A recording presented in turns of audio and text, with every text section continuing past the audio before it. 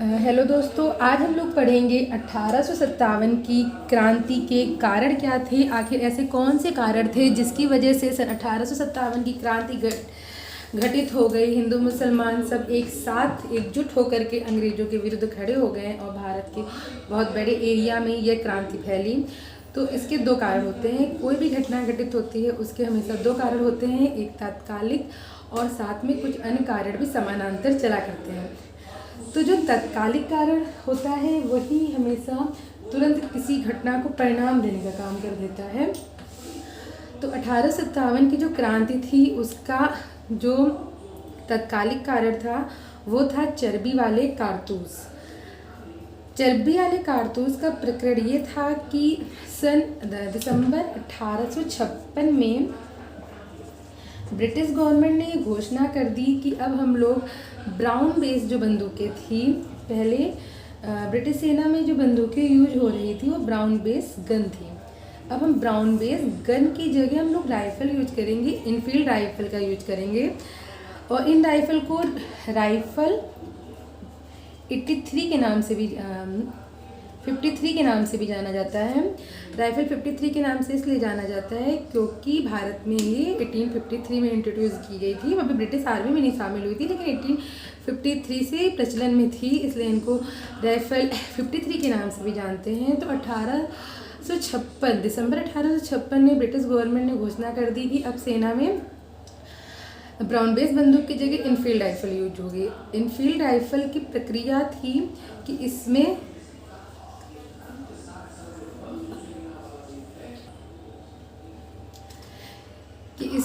जो कारतूस यूज होते थे उन कारतूसों को ऊपर एक खोल चढ़ी होती थी। जो खोल चढ़ाई जाती थी इसको पानी की सीलन से बचाने के लिए इसका यूज किया जाता था। 2 मिनट, हाँ, सीलन से बचाने के लिए यूज किया जाता था। तो एक अफवाह टाइप की फैल गई। अब इसके बारे में कुछ पक्का तो नहीं, लेकिन कहा जाता है कि एक अफवाह फैल गई कि जो कारतूस थे, कारतूसों में गाय और सूअर की चर्बी का यूज हो रहा है। गाय और सूअर दोनों का ही मांस का जो सेवन है वो हमारे हिंदू मुस्लिम धर्म दोनों में ही वर्जित है। इस वजह से जो सेना में थे, सैनिक थे, उनमें आक्रोश फैल गया कि हम इसका यूज नहीं करेंगे। तो इससे मतलब कि आपसे क्वेश्चन पूछ सकते हैं कि तत्कालिक कारण क्या था, चर्बी वाले कारतूस थे, क्या वजह थी चर्बी वाले कारतूस में, ऐसा क्या था, तो वो मैंने आपको बता दिया। चर्बी वाले कारतूसों का प्रयोग कहाँ होना था, तो इनका प्रयोग इनफील्ड राइफल में होना था जो कि ब्राउन बेस बंदूक की जगह यूज हो रही थी। और दिसंबर 1856 में घोषणा कर दी गई थी कि इनको ब्रिटिश आर्मी में शामिल किया जाएगा जो भारत में है। जो ये इनफील्ड राइफल है इसमें जो ये कारतूस यूज होता था इसका निर्माण वूलिच में होता था। इसका जो निर्माण था वो वूलिच में किया जाता था और प्रशिक्षण जो था इसका अंबाला में और दमदम में किया जाता था। ठीक है, तो ये एक तात्कालिक कारण था। अब इसके बाद जो घटना घटित होती है वो ये थी कि अब इन चर्बी वाले कारतूसों के प्रयोग के विरुद्ध जो सेना में आक्रोश था, तो उसी का परिणाम हुआ कि 29 मार्च की तारीख को 29 मार्च 1857 को जो बंगाल का बैरकपुर है, बैरकपुर छावनी के जो 34वीं नेटिव इन्फेंट्री थी, 34वीं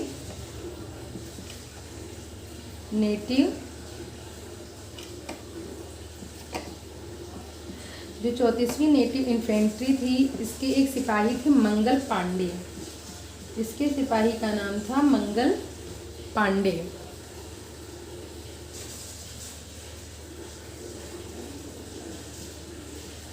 उन्होंने चर्बी वाले कारतूस के यूज के से विरुद्ध क्या करा कि एक लेफ्टिनेंट बाग जो था उनको गोली मार दी। और गोली मारने के कारण इनका जो 8 अप्रैल को 1857 को इनको फांसी दे दी गई। 8 अप्रैल 1857 को इनको फांसी दे दी गई थी। इनका जो कोर्ट मार्शल था वो 6 अप्रैल को कर दिया गया था और इनको 8 अप्रैल 1857 को फांसी दे दी गई। मंगल पांडे से संबंधित कुछ क्वेश्चन पूछे जाते हैं, जैसे कि पहला तो वो किस छावनी से संबंधित थे, तो इनका संबंध जो था वो बैरकपुर छावनी से था जो कि बंगाल में थी। कौन सी नेटिव इन्फेंट्री के थे? 34वीं नेटिव इन्फेंट्री के थे ये। कहाँ के निवासी थे? यूपी में बलिया के दुगवा गांव के निवासी थे। दुगवा या नगवा भी कहीं कहीं लिखा मिल जाता है। दुगवा गांव के निवासी थे। और इनकी मृत्यु कहाँ हुई थी? इनकी मृत्यु जो होगी वो बैरकपुर बंगाल में ही होगी। कलकत्ता का एक छोटा सा इलाका था बैरकपुर, वहाँ पर होगी। सन 1986 में गवर्नमेंट ने इनके नाम के डाक टिकट भी जारी किए थे।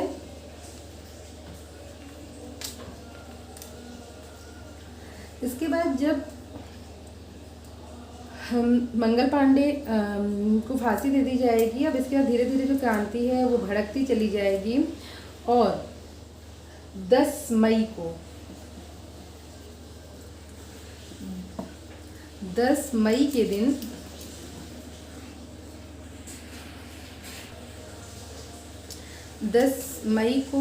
मेरठ से ये क्रांति स्टार्ट हो जाएगी और भारत के बहुत सारे इलाकों में फैलेगी। अब कहाँ पे किसने लीड करा है ये तो हमारा एक अलग टॉपिक रहेगा। अब इसके ये तत्कालिक कारण था, तो तत्कालिक कारण से संबंधित ये सब है। कब मारी उन्होंने मंगल पांडे ने नवाब को गोली मारी थी? 29 मई 1857। किस इन्फेंट्री के थे? 34वीं थे। बैरकपुर छावनी संबंधित थे। जन्म बलिया का दुगवा गांव।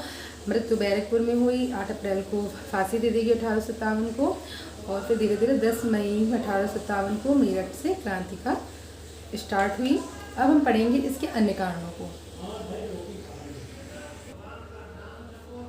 देखिए इसके अन्य कारणों में जो कारण थे जो कि बहुत ही टाइम पहले से ही एक रोल निभा रहे थे इस क्रांति के होने के लिए, बेस तैयार कर रहे थे, तो वो कारण थे राजनीतिक,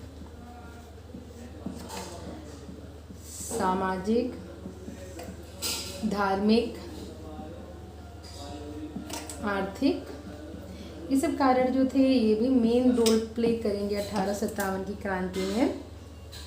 तो जो इससे संबंधित जो सबसे पहले जो हम कारण देखेंगे वो हम देखेंगे राजनीतिक कारण क्या था। तो राजनीतिक कारण में एक कारण होगा हड़प नीति, जो कि डलहौजी के द्वारा अपनाई गई। डलहौजी के द्वारा रियासतों का जो था वो ब्रिटिश साम्राज्य में शामिल किया जा रहा था, कुछ अलग नियम बना करके, जो कि अलग टॉपिक में तो उसमें पढ़ेंगे हम हड़प नीति को। तो बस ये था, एक समझ लीजिए कि हड़प नीति के द्वारा वो ब्रिटिश साम्राज्य को बढ़ाना चाह रहा था और जिन शासकों की जिनकी मृत्यु हो गई है उनके कोई उत्तराधिकारी नहीं है घोषित, या फिर मतलब उनकी जिनकी खुद की औलाद नहीं है, खुद की संतान नहीं है, वो गोद नहीं ले सकते हैं और उनकी जितनी भी संपत्ति है, उनका जो साम्राज्य है वो ब्रिटिश साम्राज्य में शामिल हो जाएगा। तो एक तो इसका एक कारण था हड़प नीति।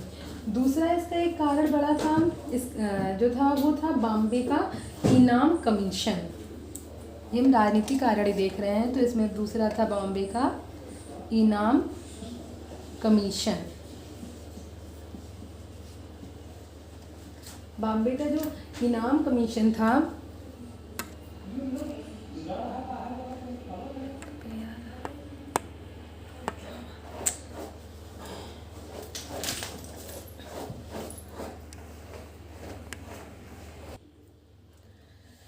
इनाम कमीशन जो था ये था कि सन 1852 में लॉर्ड डलहौजी ने इस कमीशन का गठन किया था, जिसके अंतर्गत करना क्या था कि इसका जो मेन उद्देश्य था कि जो कर रही भूमि है जिनमें टैक्स नहीं लिया जा रहा है उन संपत्तियों का पता लगाना था और उनको जब्त करना था। तो ये बॉम्बे का इनाम कमीशन था, जिसके कारण भी जो जिम्मेदार थे उनमें आक्रोश था और ऐसे करते हुए करीबन 20 से 22 हज़ार जो जिम्मेदार थे उनकी भूमि को हड़प लिया गया था। तो इसकी वजह से भी जो जिम्मेदार थे वो आक्रोशित थे और इसके बाद रियासतों के प्रति भी जो डलहौजी की नीति थी उससे भी जो पेशवा थे वो नाराज़ थे, मुगल बादशाह नाराज़ था। रियासतों के प्रति इसकी नीति क्या थी कि इसने अपनी नीति अपनाई कि जैसे कि नाना साहब जो थे, नाना साहब की पेंशन को बंद कर दिया। इसके साथ ही तमिलनाडु त्रावणकोर में जो उत्तराधिकारी थे उनकी पेंशनों को बंद कर दिया। और जो मुग़ल जो शासक थे, मुग़ल शासकों के प्रति इसने नीति अपनाई सन 1849 में। सन 1849 में डलहौजी ने ऐलान कर दिया था कि बहादुर शाह जफर की मृत्यु के बाद बादशाह का जो परिवार है वो लाल किले में नहीं रहेगा, उसको लाल किले से कहीं और बसाया जाएगा। और सन 1856 में कैनिंग ने घोषणा कर दी कि बहादुर शाह जो है वही आखिरी मुग़ल बादशाह माना जाएगा। उसकी मृत्यु के बाद किसी भी उत्तराधिकारी को बादशाह की पदवी नहीं दी जाएगी। उसके जो उत्तराधिकारी होंगे उनको बाद राजकुमार कहा जाएगा। तो ये भी जो कारण थे, राजनीतिक कारण थे, और ये अपना एक मेन रोल प्ले कर रहे थे। उसके बाद सन 1793 का चार्टर एक्ट आता है। सन 1793 का जो चार्टर एक्ट होगा उसके तहत भी क्या किया गया कि जो उच्च पद थे उस पर भारतीयों को प्रतिबंधित कर दिया गया था। तो ये कुछ राजनीतिक कारण थे जिसकी वजह से भारतीयों में आक्रोश था। अब हम देखते हैं सामाजिक कारण क्या थे। तो सामाजिक कारण के अंतर्गत था कि अंग्रेजों ने भारतीयों को हमेशा निम्न कोटि में रख के ही देखते थे, उनकी कोई भी इज्जत नहीं करते थे। वो भारतीयों को नस्ल भेद करते थे, भारतीयों को काला कहते थे, उनको डॉग्स कहते थे, उनको बनमानुस के नाम से पुकारते थे। और उन्होंने यहाँ तक कि अपने ऑफिस के बाहर तख्तियाँ भी लगा रखी थी, Indian and dogs are not allowed, कुत्ते और भारतीय हमारे यहाँ नहीं अलाउड हैं। और इस वजह से भी मतलब सामाजिक रूप से बहुत भेदभाव चल रहा था। तो सामाजिक और सांस्कृतिक कारण से भी हमारे अंदर आक्रोश था। धार्मिक कारण क्या था कि धार्मिक कारण में 1853 में जो मिशनरी थे, अब 1857 की क्रांति में जो धार्मिक कारण था 1813 में का जो चार्टर एक्ट था, 1813 के चार्टर एक्ट में मिशनरियों को अलाउ कर दिया गया था। जो यूरोप से आ रहे थे मिशनरी, उनको अलाउ कर दिया गया था कि भारत में आकर के ईसाई धर्म का प्रचार प्रसार करें। तो उन्होंने क्या करा, जो बहुत ही रूरल टाइप के एरियाज थे, बहुत ही पिछड़े इलाके थे जहाँ के लोग बिल्कुल ही पढ़े लिखे नहीं थे, आदिवासी समुदाय के लोग रहते थे, वहाँ पे जाकर के ईसाई धर्म का प्रचार प्रसार चालू करा और उनको धर्मांतरित करना चालू करा। और अंग्रेजों का मेन उद्देश्य भी था कि भारत को ईसाइयत में ज़्यादा से ज़्यादा लोग कन्वर्ट हो जाएं। एक ढंग से देखा जाए ईसाई धर्म का प्रचार प्रसार होगा, इससे भी जो हिंदू या मुस्लिम जो भी कहते धर्म से संबंधित जो लोग थे उनके अंदर एक आक्रोश था। एक अगला कारण जो था वो था रिलीजियस डिसेबिलिटी एक्ट था, जो धार्मिक कारण के अंतर्गत आता है। रिलीजियस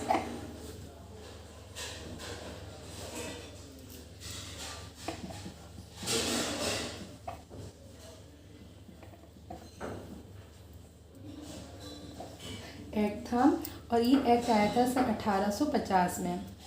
जो रिलीजियस डिसेबिलिटी एक्ट था, इसके तहत कहते प्रावधान किया गया कि इन्होंने जो हिंदू की जो लॉ ऑफ प्रॉपर्टी थी उसमें चेंजमेंट किया। इन्होंने कहा अगर कोई भी हिंदू जो है वो अगर ईसाई धर्म में कन्वर्ट हो जाता है तो उनको मतलब उनके जो परिवार वाले हैं, पिता हैं, उस संपत्ति से बाहर नहीं निकाल सकते हैं। तो ये रिलीजियस डिसेबिलिटी एक्ट आया था। तो कब आया था? सन 1850 में आया था। और इसका जो अंदर इनका मतलब इसलिए आया था, तो ये एक्ट इसलिए आया था कि अगर आप ईसाई धर्म में कोई हिंदू मुस्लिम कन्वर्ट होता है तो उसके परिवार वाले उसको उसकी जायदाद से नहीं निकाल सकते हैं।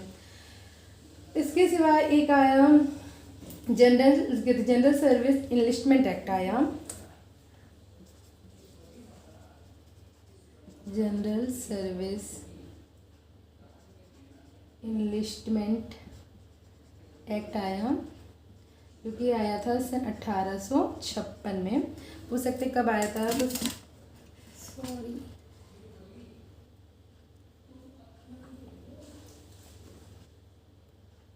सन 1856 में ये एक्ट आया। और इस एक्ट के अंदर प्रावधान था कि जो भी इंडियन सोल्जर्स हैं उनको समुद्र पार करके बाहर लड़ने के लिए जाना पड़ेगा। और हिंदुओं में ये मतलब एक ढंग से उनकी परंपरा में था, उनके कल्चर में था, या फिर उनको यही चीज़ बताई गई थी कि अगर हम समुद्र को पार करते हैं तो हम अपने जो हिंदू धर्म है उसका अपमान कर रहे हैं और उसका मतलब कि परिणाम सही नहीं होगा। वापस आकर के अगर आप समुद्र पार कर गए हैं तो लौट करके जब आप आएंगे तो आपको बहुत सारे रिचुअल्स फॉलो करने पड़ेंगे, मतलब एक ढंग से पाप माना जाता था। तो इस कारण से भी हमारी धार्मिक भावना को आहत पहुंची थी। और उसके बाद सन 1854 में आ गया पोस्ट ऑफिस एक्ट लेके आ गए हैं लोग। पोस्ट ऑफिस एक्ट आया जो कि सन 1854 में आया। इसके तहत सैनिकों के जो निःशुल्क डाक सुविधा थी उसको समाप्त कर दिया गया। ये कोई धार्मिक रीजन नहीं था, लेकिन याद आ गया तो मैंने बता दिया आपको। तो ये धार्मिक कारण था। उसके बाद आर्थिक कारण में था कि आर्थिक रूप से भी तंगी थी। आर्थिक रूप से भी भाई हमारे यहाँ जो फसलें हैं उनको ये लोग बर्बाद कर दे रहे थे केवल अपनी यूज के लिए। एक मुझे नाम नहीं याद आ रहा, लेकिन एक अंग्रेज ने विद्वान ने ही कहा था कि जो भारतीय फसलें कट्टर से कट्टर मुस्लिम शासकों के टाइम में भी हरी भरी रहीं, उनको ब्रिटिशर्स ने आकर के टोटली बर्बाद कर दिया। तो आर्थिक रूप से भी भारत पंगु होता जा रहा था। तो इस वजह से भी आक्रोश था। और अगला हम इसका जो कारण तत्कालिक कारण था वो हम इसके पहले देख चुके हैं। तो ये जो कुछ कारण थे जो कि 1857 की क्रांति के लिए जिम्मेदार थे, और इनमें से क्वेश्चंस बनेंगे। क्वेश्चन आपका बनेगा उनमें से कौन सा कारण था। तो राजनीतिक, सामाजिक, धार्मिक, आर्थिक, सांस्कृतिक कारण थे। और इनाम कमीशन कब आया था? 1852 में आया। कौन लाया था ये भी पूछ सकते हैं। तो ये लाया था डलहौजी। 1849 में जो नियम लाया था कि जो मुग़ल के जो वंशज हैं वो लाल किले के बाहर रहेंगे, जाकर वो लाल किले में रहना नहीं अलाउ होगा, वो भी डलहौजी लेके आया था। और सन 1856 में ये नियम कि अब कोई भी मुग़ल बादशाह नहीं घोषित किया जाएगा बहादुर शाह जफ़र के बाद। बहादुर शाह जफ़र जो था वो लास्ट मुग़ल बादशाह था। तो ये जो नियम है ये लाएगा कैनिंग। 17 कैनिंग लाएगा। 1793 का जो चार्टर एक्ट था, पूछ सकते हैं उसमें क्या प्रावधान था ऐसा। तो उसमें प्रावधान यही था कि उच्च पद नहीं दिए जाएंगे भारतीयों को। सामाजिक कारण में नस्लवाद जो था, और धार्मिक कारण में 1813 का चार्टर एक्ट जिसमें मिशनरियों को अलाउ कर दिया गया कि भारत में आकर के ईसाई मिशन का प्रचार प्रसार करे, ईसाई धर्म का। रिलीजियस डिसेबिलिटी एक्ट 1850 में आया था। जनरल सर्विस इनलिस्टमेंट एक्ट 1856 में आया। पोस्ट ऑफिस एक्ट 1854 में आया। रिलीजियस डिसेबिलिटी एक्ट 1850 में जो प्रावधान था कि आप ईसाई धर्म कबूल करिए, आपको आपकी मतलब घर वाले आपकी संपत्ति से बेदखल नहीं करेंगे। जनरल सर्विस इनलिस्टमेंट एक्ट, आपको वो समुद्र को पार करना पड़ेगा जो कि हिंदू धर्मावलंबियों के लिए पाप के समान था। पोस्ट ऑफिस एक्ट जो था उसके तहत भत्ते समाप्त कर दिए गए। और उसके बाद जो तत्कालिक कारण थे हम इसके पहले पढ़ चुके हैं। तो ये थे 1857 की क्रांति के कारण। अब हमारा जो अगला टॉपिक होगा जिसको हम कवर करेंगे वो होगा 1857 की क्रांति कहाँ कहाँ फैली और कहाँ कहाँ कौन कौन इसको लीड कर रहा था। वो टॉपिक बड़ा है तो शायद वो 2 पार्ट में हो।